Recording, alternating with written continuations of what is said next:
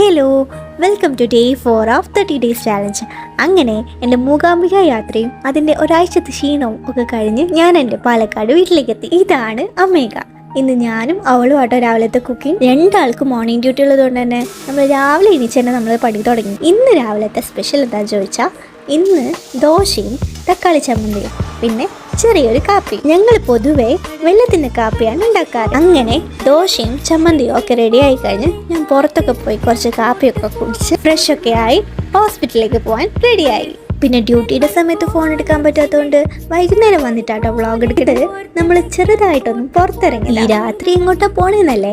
ഇതാണ് ആൻസിലന്റെ വീട്ടിലേക്കാണ് നമ്മൾ പോകുന്നത്. ഇതാണ് സിയ, ഇതാണ് അമേഘ. അങ്ങനെ വീട്ടിലെത്തിയിട്ട് നമ്മൾ വന്ന കാര്യം നമ്മൾ മറന്നുപോയി. സത്യം പറഞ്ഞ പഠിക്കുന്ന സംബന്ധമായിട്ടുള്ള ഒരു സാധനം എടുക്കാനായിരുന്നു നമ്മൾ അവിടെ ചെന്നത്. പക്ഷേ നമ്മൾ ഫ്രിഡ്ജ് തുറന്ന് അവർക്ക് ആവശ്യമില്ല എന്ന് പറഞ്ഞ സാധനങ്ങളെല്ലാം നമ്മൾ ബാഗിലാക്കി ഇങ്ങോട്ട് പോകണം. അങ്ങനെ അവിടുന്ന് സാധനമൊക്കെ കെട്ടിപ്പറക്കി നമ്മൾ വീട്ടിലേക്ക് പോകണം. ബൈ.